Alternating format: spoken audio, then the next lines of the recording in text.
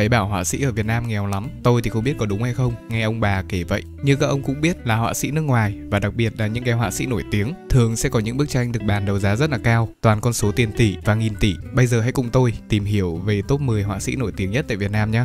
Đầu tiên là Nguyễn Gia Trí, sinh năm 1908, mất năm 1993. Đây có thể coi là một trong những người đầu tiên tạo ra khuynh hướng nghệ thuật cho hội họa Việt Nam. Ông đã từng tốt nghiệp trường Cao đẳng Mỹ thuật Đông Dương vào năm 1936, cùng với cả tên thằng bạn tôi, mà tiếc cái là nó vẽ xấu ỉa. Ông đã nghiên cứu, tìm tòi để phối hợp lối in khắc với những phương thức sơn mài mới, sau đó thì kết hợp với nguyên tắc vẽ của phương Tây để tạo ra các kiệt tác hội họa ở Việt Nam. Cái khôn của ông là kết hợp giữa ta và Tây, đem lại sự sáng tạo cũng như tạo ra chất riêng của ông. Những tác phẩm của ông sáng tác thì suýt tí nữa được coi là bảo vật của quốc gia, nhưng thực ra thì đã được ngầm coi là bảo vật rồi, thậm chí là còn bị cấm đem ra khỏi lãnh thổ của Việt Nam cơ. Ông là người Hà Nội gốc và sống tại Chương Mỹ. Nếu như các ông không biết thì trường Cao đẳng Mỹ thuật Đông Dương mà ngày xưa ông học bây giờ đổi tên thành trường Mỹ thuật Việt Nam. Cái hồi mà ông còn đi học và vì một lý do riêng mà ông nghỉ học giữa chừng, chắc là do ham kiếm tiền quá. Sau đó thì ông lại đi học lại bình thường và tốt nghiệp khóa 4 năm 1931 đến năm 1936 cùng với cả họa sĩ Trần Văn Cẩn. Lúc về già thì ông mất tại thành phố Hồ Chí Minh và hưởng thọ 80 năm tuổi. Ngoài là họa sĩ tranh sơn mài hàng đầu tại Việt Nam thì ông còn là họa sĩ vẽ minh họa và biếm họa nổi tiếng. Họa sĩ Tô Ngọc Vân, tên nghe rất là nhà thơ nhưng lại là họa sĩ, sinh năm 1906, mất năm 1954, được đánh giá là người có công đi đầu trong việc sử dụng chất liệu sơn dầu tại Việt Nam. Cũng là học và tốt nghiệp tại trường Cao đẳng Mỹ thuật Đông Dương luôn. Đấy, tôi đã bảo mà, ngôi trường này ngày xưa chuyên đào tạo ra họa sĩ còn gì.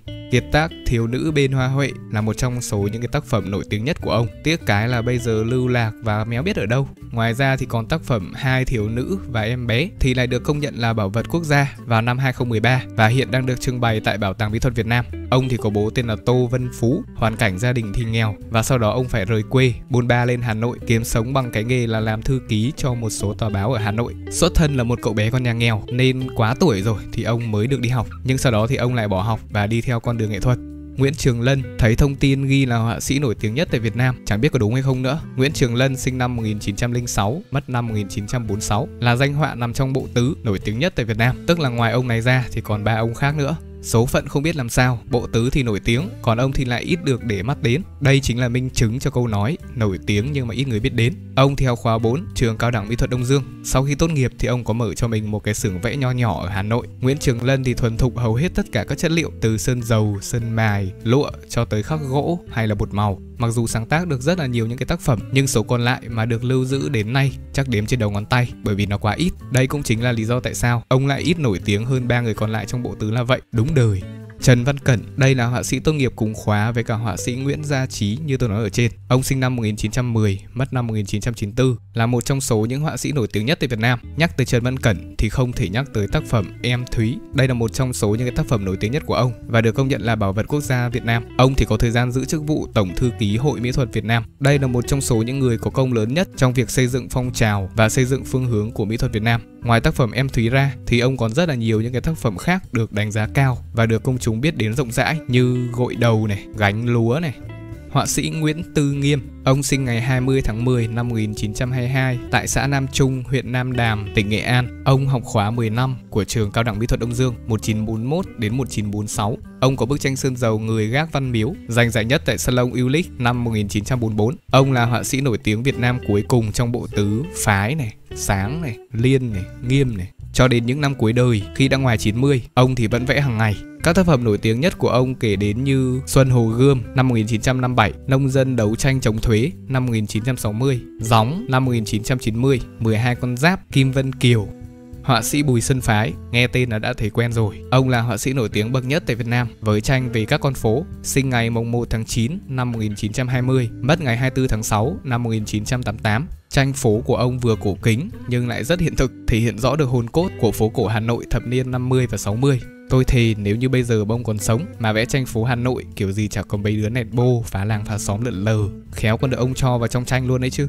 Các mảng màu trong tranh của Bùi Xuân Phái thường sẽ có những cái đường viền đậm nét. Phố thì không những trở thành chính nó mà còn gần gũi hơn với cả con người. Từ bề mặt cho đến cảnh quan đều có chiều sâu bên trong. Ngoài phố cổ ra, ông còn vẽ những cái mảng đề tài khác như chèo, chân dung, nông thôn, khỏa thân, tĩnh vật, rất là thành công.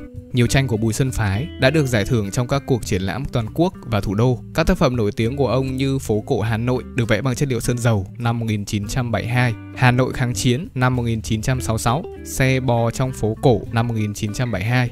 Họa sĩ Nguyễn Phan Chánh sinh năm 892, mất năm 1984, là họa sĩ nổi tiếng Việt Nam, một danh họa trong nghệ thuật tranh lụa, là người đầu tiên mang vinh quang về cho tranh lụa Việt Nam. Trong cuộc đấu xảo thuộc địa năm 1931 tại Paris, những tác phẩm đầu tiên của Nguyễn Phan Chánh đã gây ra được tiếng vang rất là lớn. Ông được xem như một trong những họa sĩ tiêu biểu cho nền hội họa Đông Dương. Nguyễn Phan Chánh đã đóng góp vào phần đào tạo ra rất là nhiều họa sĩ Việt Nam sau này. Suốt cuộc đời làm nghệ thuật, Nguyễn Phan Chánh đã để lại một sự nghiệp đồ sộ với số lượng lên đến khoảng 170 tác phẩm. Nếu mà mang con số 170 tác phẩm này so với cả 50.000 tác phẩm của Picasso thì đúng là không đến 1%. Ông là người đang giữ kỷ lục về số tác phẩm được trưng bày tại Bảo tàng Mỹ thuật Việt Nam. Bức tranh Người bán gạo được bán với giá kỷ lục là 390.000 Mỹ Kim. Vào thời điểm đó, đây là giá cao nhất trên thị trường mỹ thuật trả cho một bức tranh của họa sĩ người Việt. Vũ Cao Đàm, sinh năm 1908 tại Việt Nam và mất năm 2000 tại Paris, là một họa sĩ, là một nhà điêu khắc với nhiều tác phẩm tranh và tượng cực kỳ nổi tiếng, được triển lãm ở nhiều nơi trên thế giới. Năm 1946, khi Chủ tịch Hồ Chí Minh sang thăm Pháp, Vũ Cao Đàm đã tới chào và xin được nặn tượng của người. Ông là nghệ sĩ Việt kiều đầu tiên và duy nhất được nặn tượng của Chủ tịch Hồ Chí Minh. Ông có rất là nhiều những cái tác phẩm điêu khắc được coi là mẫu mực của điêu khắc tại Việt Nam. Chân dung và thiếu nữ cài lược. Hai bức tượng này thì được rất là nhiều những cái họa sĩ và kiến trúc sư vẽ lại và tạo ra những cái phiên bản thạch cao. Họa sĩ Lê Phổ sinh năm 1907, mất năm 2001, là họa sĩ nổi tiếng Việt Nam và trên thế giới theo trường phái hậu ấn tượng với nhiều tác phẩm đắt giá. Ông còn được gọi là danh họa Việt Nam trên đất Pháp. Nhiều người khác thì gọi ông là cây đại thụ trong làng nghệ thuật vẽ tranh tại Việt Nam. Năm 1937, ông sang Pháp định cư và chưa một lần nào quay trở lại quê hương cho đến khi qua đời vào năm 2001 tại Paris. Một số những tác phẩm tiêu biểu và được định giá cao như Thiếu phụ trong vườn, Cho chim ăn, Mẹ và các con. Họa sĩ Nguyễn Sáng sinh năm 1923, mất năm 1988, là một trong những họa sĩ nổi tiếng nhất tại Việt Nam. Ông có rất là nhiều những cái đóng góp tiêu biểu cho hội họa hiện đại tại Việt Nam. Cùng với cả họa sĩ Nguyễn Gia Trí, Nguyễn Tư Nghiêm, ông là cây đại thụ của sơn mài Việt Nam. Những tác phẩm thành công nhất của họa sĩ Nguyễn Sáng nằm ở sơn mài và đây cũng là đóng góp lớn nhất của ông cho hội họa cả về chất liệu và danh tiếng. Ông mất năm 1988 tại thành phố Hồ Chí Minh và hưởng thọ 65 tuổi. Tên của ông thì được ghi ở trong từ điển Bách khoa ở Pháp. Ngoài ra thì ông đã được nhà nước truy tặng giải thưởng Hồ Chí Minh.